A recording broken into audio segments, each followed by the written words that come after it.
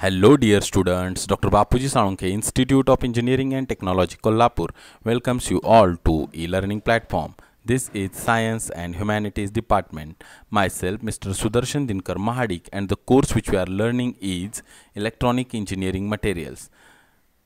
The unit which we are learning is dielectric materials, and the learning outcome for our today's lecture is breakdown in a gaseous dielectric and a liquid dielectric. Dear students, in another video we have already seen about the dielectric breakdown. Let us once again recap. So, dielectric breakdown is the failure of an insulating material to prevent the flow of a current under an applied electrical stress. The breakdown voltage is the voltage at which the failure occurs, and the material is no longer electrically insulating.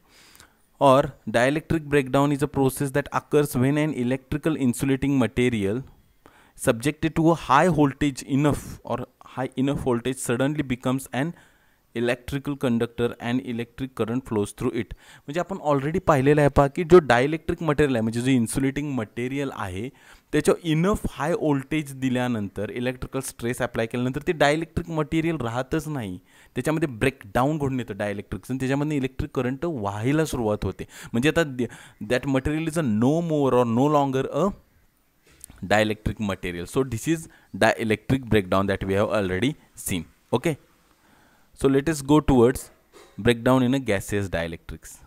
If the electric field is strong enough, the electrons acquire kinetic energy and get accelerated. When they collide with the gas atoms, they ionize the gas. This is called a collision ionization. आपण ज्यावेळी solid डायलेक्ट्रिक्समध्ये breakdown पाहिलं होतं तिथं सुद्धा हा phenomena पाहिला होता पहा कोलिजन आयोनायझेशनचा. तर इथं सुद्धा आलेलं आहे की ज्यावेळी इलेक्ट्रिक फील्ड जी की स्ट्रॉंग इनफ आहे त्यावेळी आपण गॅसेसना अप्लाय करतो त्यावेळी त्या इलेक्ट्रिक फील्डमधून मिळालेली एनर्जी ॲब्सॉर्ब करून त्या गॅसचे जे ॲटम्स और मोलिक्युल्स आहेत ते कायनेटिक एनर्जी त्यांना मिळते आणि ते ॲक्सेलरेट होतात. त्यामुळे त्यांचं कोलिजन गॅसच्या ॲटम्स बरोबर होतं ते गॅस जो आहे त्याला आयोनाइज करतात. त्याला आपण कोलिजन आयोनायझेशन असं म्हणतो. When electric field intensity is increased further the collision ionization can also take place due to free ions. Very simple.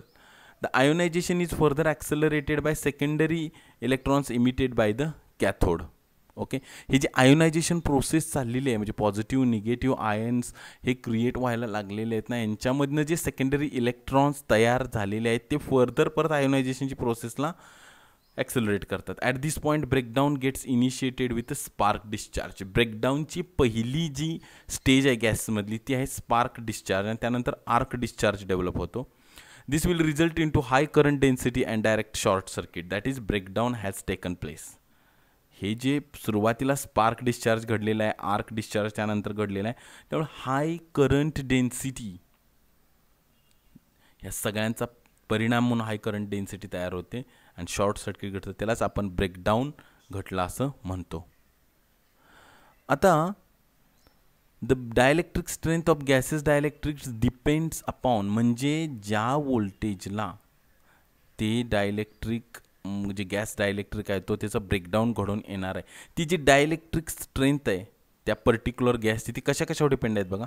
Gas pressure, uniformity of applied electric field, polarity of electrodes, composition of a gas and distance between the electrodes. Okay, now breakdown in a liquid dielectrics. The type of breakdown mechanism in the liquid dielectric materials is dependent on the purity of liquid. एक लक्षात घ्या आपण इथं जे आता पुढं प्रकार पाहणार आहोत लिक्विड डायलेक्ट्रिक त्याच्यामध्ये तुम्हाला कळून येईल की प्युरिटी काय आहे लिक्विडची त्याच्यावर डिपेंड आहे की कशा प्रकारचं ब्रेकडाऊन मेकॅनिझम घडून येणार आहे. कोणकोणते आहेत बघा. Highly contaminated dielectrics. कंटॅमिनेटेड म्हणजे दूषित असणारे, अतिशय जास्त प्रमाणात दूषित असणारे डायलेक्ट्रिक्स म्हणजे लिक्विड डायलेक्ट्रिक्स.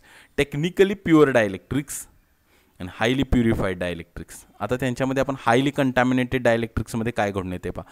आता सगळ्यात महत्त्वाची गोष्ट हायली कंटॅमिनेटेड लिक्विड डायलेक्ट्रिक्स जे आहेत त्यांच्यामध्ये emulsified water, solid material particles and suspended particles are present. काय कंटॅमिनेशन काय बघा. Emulsified water, solid material particles आहेत आणि सस्पेंडेड पार्टिकल्स आहेत म्हणजे हायली कंटॅमिनेशन अतिशय दूषित असे डायलेक्ट्रिक आहेत लिक्विड डायलेक्ट्रिक. आता ही जे दूषित आपण म्हणतोय की emulsified water, solid material particles and suspended particle present आहेत. They form conducting bridges between electrodes to cause breakdown. The time required to form such conducting bridges depends on the level of contamination, shapes of electrodes and size of a gap between them. ते जे दोन electrodes आहेत, तुम्ही या ठिकाणी म्हणू शकता की त्याच्या कंडक्टिंग प्लेट्स आहेत, त्यांच्यामध्ये हे जे कंटॅमिनेशन करणारे हे जे पार्टिकल्स आहेत किंवा इमल्सिफाईड वॉटर आहे, ते एक प्रकारचा ब्रिज कनेक्ट करतं आणि ह्या ब्रिजमधूनच ब्रेकडाऊन घडून येत असतं. मग ते कशावर डिपेंड आहे तो ब्रिजचं कन्स्ट्रक्शन होणं, तर शेप ऑफ इलेक्ट्रोड्स काय आहे, size gap between the electrodes and level of contamination. आता टेक्निकली प्युअर डायलेक्ट्रिक्स म्हणजे काय बघा. In technical pure dielectrics, the gas contained in the dielectric will get ionized and this will initiate the breakdown. The factors influencing the breakdown process are distance between the electrodes, pressure, temperature and frequency of applied field. Technically pure dielectrics मध्ये जे breakdown घडून येते त्याच्यामध्ये distance between electrodes, pressure, temperature आणि किती फ्रिक्वेन्सीचं आपण alternating current दिलेलं आहे त्याच्यावर ते डिपेंड आहे. हायली प्युरिफाईड डायइलेक्ट्रिक्समध्ये काय कशा प्रकारे ब्रेकडाऊन घडून येते बघा. The breakdown in the pure liquid dielectrics takes place due to the process of collision ionization which gets started by the secondary electrons emitted from the cathode due to the strong electric field. Okay, म्हणजे secondary इलेक्ट्रॉन्समुळे purified highly purified dielectrics जे आहेत liquid dielectrics त्यांच्यामध्ये breakdown घडून येतं. Collision ionisation ही process कायम ध्यानात घ्या. ह्या कुलिजन आयोनायझेशन प्रोसेसमुळेच हे ब्रेकडाऊन घडून येते. ह्याच्या संदर्भामध्ये आपण डिटेलमध्ये सेपरेट व्हिडिओमध्ये पाहिलेलं आहे. स्ट्रॉंग इलेक्ट्रिक फील्ड आपण अप्लाय करतो आहोत.